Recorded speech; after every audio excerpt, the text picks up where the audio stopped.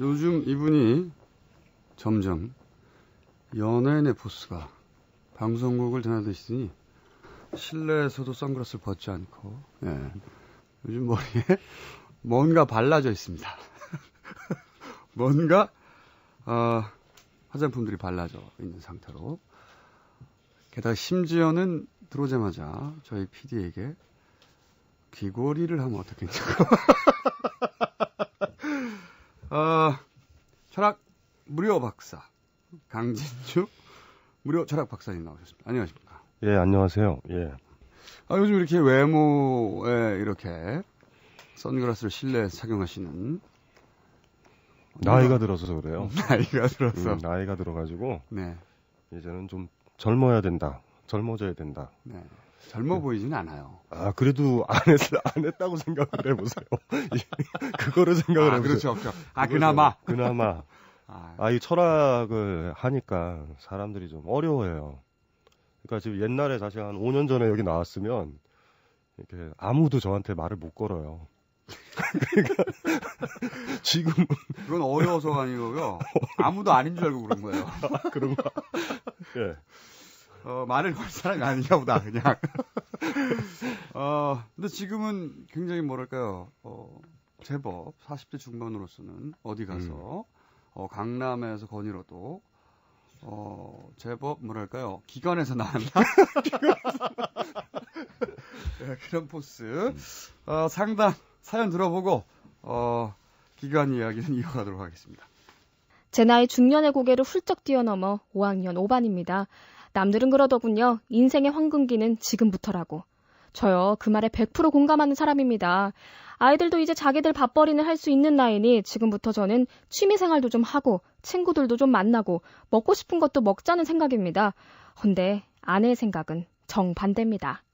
애들 학교만 가르치면 다냐, 시집장가도 보낼 때 전세라도 한 칸 장만해줘야 하는데 정신 좀 차리라고 끝없이 잔소리를 합니다. 물론 부모로서 시집장가 바리바리 잘 싸서 보내면 좋은 거 누가 모릅니까?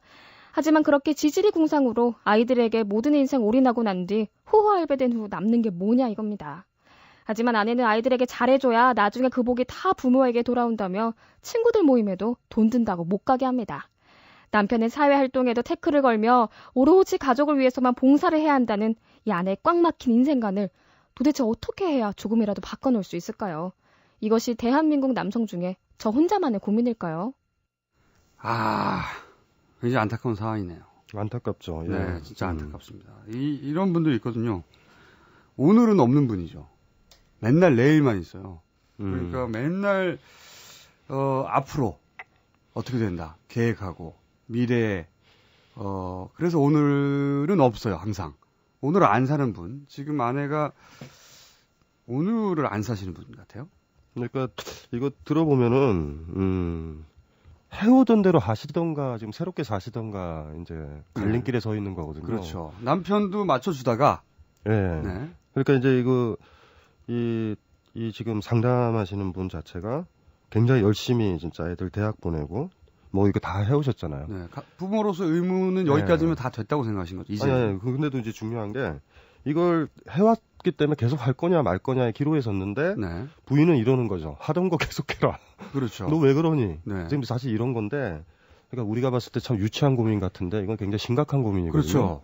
이거 이제 더 이상 기회가 없을 것 같은 불안감도 없죠. 있고. 이제는 55세 되면 사실 산 타기도 힘든 나이에요. 그러니까 마음 같지 않거든요. 모든 걸 산으로 그러니까 걸어 올라가려고 그러는데 다리가 아프고 네. 올라갔는데 힘들어서 못 내려오고 있고 내려가자도 관절이 또 아프고 그러니까 이제 지금 뭐를 해도 지금 한두 개를 지금 정해서 무언가를 해야 되겠다라는 이런 나이. 그리고 요새 은퇴가 좀 빠르잖아요. 그래서 이제 보통 기자들만 하더라도 55세가 막 정년인 경우도 많으니까. 그래서 이분 자체가 지금까지의 모든 삶을 한번 돌아보면서 나를 위해서는 못 살았다라는 자각에 이른 거거든요. 그렇죠. 먹고 싶은 것도 먹자. 얼마나 짠합니까? 이 아내의 잔소리도 있었지만 본인도 가장으로서 내가 여기까지는 해야 된다고 생각하고 하신 분이에요. 그리고 나서 이제 나에게 내 인생을 돌려줘야지 이렇게 생각을 하신 건데 아내가 맡고 있는 거죠 지금. 그러니까 중요한 거는 여기서 핵심은 누구나 사실 하는 고민인데 이게 진짜로 잘 모르겠어요. 이분이 진짜 자기를 위해서 사실 결단이 있으신 건지 아니면 약간의 그 나이 들매에 대한 투정, 아이 같은 투정이 한번 든 건지. 그러니까 지금 아내분도 잘해야 돼요. 이때는 용돈도 좀 드리고 좀 맛있는 거 사 먹으라고 돈도 좀 올려주고. 가출합니다. 가출할 수 있어요. 가출합니다. 55세. 중요한 건 돈 없이 가출한다는 거죠. 이거 굉장히 진짜 청소년 가출처럼 돼요. 잘못하면. 극단적으로 가면 황혼 이혼 나옵니다. 진짜. 우리 일단은 이 사연을 이야기해 주신 분 편을 든자면 돈을 모으셔야 된다. 어떤 식이든지 간에. 이건 이제 거꾸로 된 거죠. 옛날에 버지니아 울프가 혼자만의 방 같은 걸 썼을 때 여자도 경제적으로 독립해야 된다라는 얘기를 했듯이 이분은 하셔야 돼요. 혼자만의 방이 필요하다. 저는 만약에 이 급여 생활자시라면 급여 통장 절반으로 나눠서 반만 입금해라. 그리고 이 정도 나이가 되면은 그 회계 담당하는 사람들한테 로비가 가능하거든요. 그러니까 갑자기 회사가 어려워져서 급여가 줄었다. 이래가지고 통장을 분리를 하시고. 제가 단언컨대 이분은요 통장에 돈이 쌓이고 잔고가 남아 있을 땐 좀 당당하실 수 있을 거예요. 지금 봤을 때는. 그래서 여러 이렇게 사연의 내용을 보자 보면 착하고 여리신 분이에요. 그리고 아마 그러니까 막 터프하게 진짜 자기 인생을 그냥 사실 것 같지는 않은데, 근데 지금 자기를 좀 돌본다. 지금 별게 아니에요. 그러니까 이분한테 필요한 건 별게 아니거든요. 자기가 그냥 몰래 쓸 수 있는 돈 한 달에 30만 원만 있어도 행복하실 수 있을 것 같아요. 그리고 보면은 하겠다는 게 대단한 게 아니라 취미생활하고 친구 만나고 먹고 싶은 거 먹자. 아니 지금 이분이 그 무슨 외제차를 사자는 게 아니잖아요. 그렇죠. 그 외제차도 못 사실 분이거든요. 그러니까 아내분이 이걸 들으면 남편은 진짜 순한 소 같은 분이에요. 열심히 일하시는. 근데 소가 어느 날 일하기 싫으신 거예요. 조금 나이도 들고. 이런 분을 계속 소처럼 계속 일만 하라고 하면 사람 죽는 겁니다. 진짜. 안 돼요. 소도 이렇게 논둑에 앉아서 담배도 피고 이런 여유 같은 거. 지금 약간의 여유거든요. 그건 좀 안타깝죠, 보면은. 그래서 막 지금까지 사셨던 게 있기 때문에 아까도 얘기했지만 하시고 싶었던 게 별게 아니잖아요. 막 진짜로 뭐 외제차라든가 외국에 가서 살 거야 이런 것도 아니시고 전공을 바꿀래. 나 드럼 배울래 이런 것도 아니고. 그러니까요. 연예계 데뷔하겠다는 얘기도 아니에요. 하시는 게 없었어요. 그러니까 너무 착하게 해서 사신 거예요. 그냥 모범적인 가장처럼. 삶이 없는 거죠. 그냥 의무만 있었던 거예요, 이분한테는. 개인적으로는 그래서 그러니까 제가 진짜 바라는 거는 하고 싶은 대로 더 많은 걸 찾아서 해봤으면 좋겠는데 저는 이분이 감당을 못할 것 같아요. 해본 적이 없기 때문에. 그 단계까지 가기 전에. 그리고 약간 때늦었다. 55세면. 저는 때늦었다고는 생각이 안 드는데 그 부분은 동의가 됩니다. 전혀 훈련 안 됐기 때문에. 훈련은 안 돼 있어요. 이분이 시간이. 돈을 아무리 많이 들여도 이 아내분이 걱정할 필요가 없는 것이 그 돈을 훔쳐먹고 쓰지 않아요. 그렇죠. 네. 뭐 먹고 싶은 거 드시고. 아우 지금 55세인데 먹고 싶은 거 먹고 싶다고 하는 얘기가 이게 얼마나 짠한 얘기입니까? 친구 모임 가고 싶다고. 아 참. 그러니까 지금 안타깝습니다. 그냥 소박하신 거예요. 뭐 월급 통장을 자기가 다 관리하겠다는 것도 아니고 부인 모르게 아이들 모르게 한 매달 한 30에서 50만 원만 쓰실 수 있으면 행복하실 것 같아요. 55세인데 친구들 모임에 못 가게 해서 못 가고 있다. 이게 말이 됩니까? 너무 하신 거야, 아내가 지금.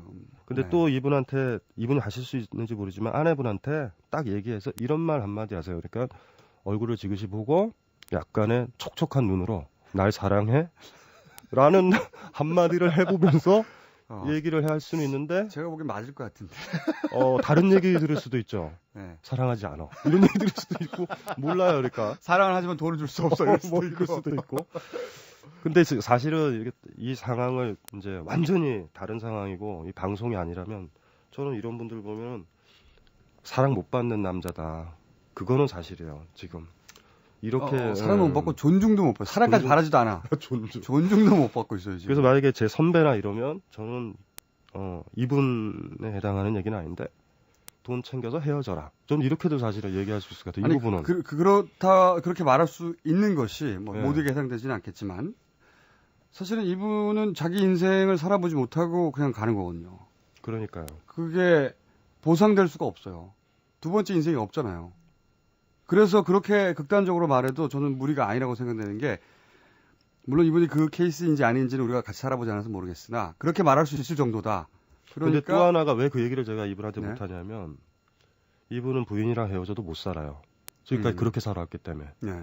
관리 당한 채 살아왔기 때문에. 그래서 이거 너무나 그거 한 거죠. 제가 그래서 55세 나이가 너무 늦었다라는 게 새 인생을 살기에는 너무나 사실 나이가 많고 연습도 안 돼 있고 그러니까 너무 사실 복잡한 케이스고 사실 주변에 진짜 많아요. 남자분들 막 겉으로 양복 입고 어디 부장이다 이러고 있는데 나 이래요. 친해지면 얘기하는 게 돈을 잘 안 줘, 우리니. 이런 얘기.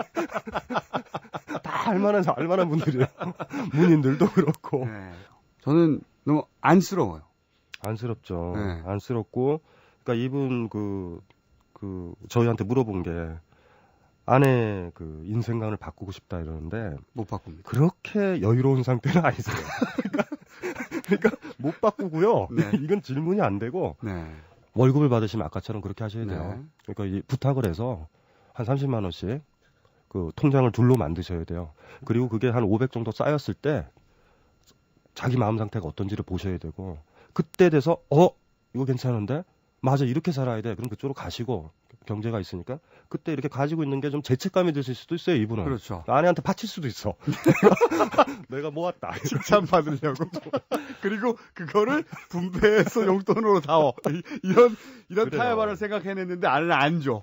너무 여리고 착하고 안타깝고 진짜 좋은 남편이에요. 아니 좋은 남편? 그건 잘 모르겠는데. 그 남편으로는 좋은데 지금 한 사람의 인간으로 굉장히 괴로운 삶을 살고 있어요. 불행하죠. 네. 불행하죠. 아내한테 편리한 남편인 건 맞아요. 최대치의 저항인 거죠 지금. 게시판에 글을 쓰는 것이. 그러니까 이거를 아내한테 보여주시면 안 돼요. 제가 봤을 땐. 위험하세요. 이거. 그럼 작전이 폭로돼가지고 안 될까요? 오히려 회사에서 돈 담당하는 사람한테 이걸 들려주는 게 나아요. 그렇죠. 아내가 아닌 사람들은 다 이 남자분한테 도와줘요. 안타깝게 생각할 수밖에 없거든요. 네, 그래서 일단은 통장에 잔고를 좀 충분히 확보하시면 그때 돼서 사연을 다시 보내세요. 어디로 갈지, 어떻게 할지, 어디로 갈지는 네. 어느 산으로 갈지. 네. 그러니까 이제 여기에 있는 질문은 인생관의 문제는 아니고요. 아무 힘이 없는 거예요. 이분은 경제권도 없고 그냥 일만 하시잖아요 지금. 그러니까 아무 힘이 없는 상태이기 때문에 그것도 그렇게 해서 55세가 되셨어요. 저는 이 나이가 너무 짠합니다. 이때도 물론 체력도 남아있고 스스로도 노인이라고 생각하지 않겠지만 55세가 될 때까지 한 번도 그렇게 살아보지 못했다는 거 자기 마음대로. 우리 이분한테 무슨 라디오라도 보내드리던가 뭐 그래야 되는 거 아니에요? 무슨 힘내시라고 라디오를 안 보내드려도 이 방송을 잘 듣고 계신 것 같아요. 그래서 뭐 거의 처음으로 찾아낸 하소연의 대상인 것 같습니다. 네, 그래서 이분한테 무슨 선물을 주고 싶은데 무슨 뭐 마우스 패드라든가 뭐 얼마나 안타까우면 마우스 패드라도 30만 원씩 무조건 챙기시지 않으면 여기서 근본적으로 못 벗어날 거고 65세에도 똑같은 사연 보냅니다. 똑같은 사연이요. 그래서 일단 한 500 정도 모은 다음에 본인의 마음 상태가 어떤지 한번 보세요. 좀 많이 달라질걸요? 그 먹는 거는 이제 넘어가고 자기 인생에서 뭐를 할까라는 꿈을 꾸실 수 있거든요. 그때 사연을 다시 한번 보내주십시오. 그때 보내면 그때 되죠. 저희가 세계관이니 어디로 가느니 어떻게 할 것이니 얘기를 할 수 있을 것 같아요. 예. 자, 그러면 두 번째 사연 들어보겠습니다. 29살 남자 직장인입니다. 전 경제적으로 성공하고 싶습니다. 흔히들 성공하려면 많은 독서를 해야 한다고 합니다. 빌 게이츠, 워렌 버핏, 또 안철수 같은 사람들도 엄청나게 많은 책을 읽었고 그게 성공하는데 도움이 됐다고들 합니다. 그런데 어떤 책을 어떻게 읽어야 하는지 모르겠습니다. 한쪽에선 자기계발서나 재테크 같은 실용서적들이 넘쳐나고 또 그걸 혐오하는 쪽에서는 고전이나 어려운 책들을 권하면서 이 정도는 읽어야 교양인이라는 식으로 말합니다. 그런데 그런 책들 너무 재미없고 어렵습니다. 예전에 자본론을 읽으려다가 2페이지 보고 덮은 적도 있고요. 실천 이성 비판은 도대체 이게 번역이 잘못된 건지 내가 멍청한 건지 도저히 무슨 소린지 모르겠더라고요. 그리고 이런 고전들을 읽으면 정말 경제적 성공에 도움이 되는지 모르겠습니다. 교양인이 되는 것은 물론 내 직업에서 성과도 내고 또 경제적으로 성공하는 데 도움이 되는 그런 독서법을 알고 싶습니다.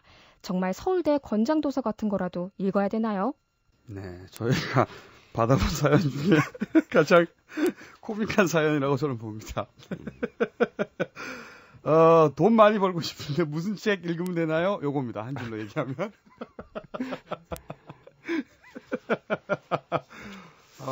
저희가 왜 웃는지는 철학 박사님께서 말씀해 주시겠습니다. 일단은 착각하시고 계시는데 돈을 많이 벌려면 이 자본주의는요, 희소한 게 가치가 있잖아요. 그러니까 사람들이 필요한 것들, 그거에 대해 민감한 감정을 가지고 늑대처럼 정확하게 그걸 가지고 돈을 벌 생각을 하시면 돼요. 여러 가지 돈 본 사람들이 실질적으로 책을 읽어서 돈 번 게 아니라 돈 본 다음에 책을 봐요. 무식해 보일까봐. 혹은 돈하고 전혀 상관없이 그냥 예. 취미가 그쪽이어서 읽는 거예요. 예, 그러니까 책은요, 이렇게 생각하셔야 돼요. 그러니까 책은 뭐 저 연애 편지 읽듯이 자기를 변화시키고, 와, 이런 세계가 있네? 이런 흥미진진함 속에서 읽는 거지. 그러니까 이런 분들의 특징들은 뭐냐면 학교 공부. 학교에서 이렇게 책 같은 거 보잖아요. 국어책, 국민윤리책. 그러니까 이것들을 잘 봐서 점수가 높아지면 좋은 대학 가고 좋은 데 취업해서 연봉 높고 이걸 보신 거예요. 그렇죠. 절대 안 그렇죠. 절대 안 그렇습니다. 책이라는 건 교재 밑에, 국어책 밑에 깔려있는 철학책이라든가 니체라든가 시집이라든가 이걸 우리가 책이라고 그러거든요. 네. 그러니까 이제 그런 책을 읽었을 때 그 학생은 성적이 떨어져요. 연봉이 낮아지고. 그러니까 까먹지 말아야 될 게 그 학창 시절에 이제 어떤 사회의 통념이라든가 국가의 입장에서 이 정도는 배워야 된다라는 거, 그걸 잘 배우면은 점수가 높고 이렇게 가는 거. 네. 지금 그거 이미지로 생각하시는데. 그리고 제가 보기엔 자본론은 자본이라는 단어가 들어가서 읽으신 것 같아요. 근데 성공할 때 성공이다라는 가치 기준이 진짜 돈 많이 벌고 하는 이 정도로 생각하신다면 책 보지 마시고요. 독서를 이렇게도 이용할 수도 있어요. 그러니까 많은 것들을 이해해가지고 돈을 벌기 위해서 남을 유혹하고 물건 팔고 이런 데 이용하실 수도 있거든요. 지금 그걸 필요로 하시는지, 아니면 진짜로 책을 제대로 읽으시면 어떻게 되냐 하면요, 늑대같이 안 살려고 그러고요, 돈 벌려고 안 살아. 인간답게 살려고 그러거든요. 그러니까 성공을 못 해요. 그러니까 이런 인문서들, 철학책들 많이 읽어보면 돈을 못 벌기도 하지만 네. 안 벌게도 되는 거죠. 그러니까 예를 들면은 제가 인문저자잖아요. 제 책과 자기계발서 보면은 판매 부수가 막 수십 배 차이 나거든요. 네. 왜 제 책을 사람들이 왜 안 읽냐? 뻔한 거죠. 읽으면 성공하기 힘들어져. 복잡해지니까. 단순해져야 돼요. 자기계발서 같은 경우는 뭔가 돈 버는 기계가 될 것 같은 느낌이 들어서 우리가 사서 보는 거잖아요. 정보를 얻으려고. 정보를 얻으려고. 그러니까 종교 같은 거요. 자기계발서를 사는 순간 자기계발이 된 것 같은 느낌이 드는데 읽어도 내용은 별로 없어요. 네. 그래서 사람들이 사고 있는데. 그것대로 한다고 해서 성공하는 사람 절대 없죠. 예. 그러니까 성공의 기준이 뭐냐를 일단은 반성을 하셔야 돼요. 내가 인간답게 멋지게 죽을 때쯤 돼서 잘 살았다라는 식으로 그렇게 하는 게 성공인지, 아니면 진짜 일단은 배부르고 일단은 무조건 돈을 많이 벌고 남들이 좋아하고 흔히 말하는 그 정도로 생각하시는 건지. 그렇다면 후자라면 책을 읽을 필요 없다는 거죠. 없어요. 돈 벌 국리를 하세요. 제가 봤었을 때. 책을 읽지 말고 책 장사하십시오. 요 정도가 저희가 해드릴 수 있는 답변이고요. 핵심은 거기 있습니다. 책 속에 돈 버는 법 없습니다. 없죠. 네. 그러니까 책을 돈 버는 도구로 생각하신다면 잘못된 생각이다. 네. 책을 읽으면 거꾸로 돈 많이 못 번다. 돈 많이 못 벌죠. 대신 멋지게 살 수는 있어요. 예. 만약에 책을 많이 읽어서 돈을 벌 수 있었다면 강신주 박사님께서 돈을 많이 벌었겠죠. 그렇죠. 여기 뭐 서울대 건장도서 같은 것들 있죠? 거의 다 읽었거든요. 근데 개인적으로는 돈은 많이 못 벌지만 참 인간답게 잘 산다, 이런 생각은 가져요. 그러니까 이 기준으로 가실 건지, 아니면 그냥 돈 많이 벌어가지고 진짜 외제차 타고 이런 게 기준이시라 그러면 책 읽지 마시고 동물처럼 움직이세요. 어디에 사슴이 있나. 그러니까 그렇죠. 제가 봤을 때, 그러니까 목적을 정확하게 해야 돼요. 나는 인간답게 살 거야를 생각하시던가, 아니면 진짜로 야수처럼 사슴 어디 있어? 근데 거기에 갑자기 무슨 예를 들면 실천이성 비판 같은 거 읽으시면 자본론 이런 거 읽고 자본론 사슴이 안 보이고요. 왜 우린 사슴을 잡아서는 안 되는지 이런 걸 가르쳐주는 책이기 때문에 반대로 가고 계시는 거예요. 그렇죠. 예. 그러니까 책 말고 장사 혹은 사냥을 시작하십시오. 네, 오늘의 결론이었습니다. 지금까지 무료 철학박사, 선글라스를 요즘 끼고 실내로 자꾸 들어오시는 철학박사 강신주 박사였습니다. 감사합니다. 예, 고맙습니다.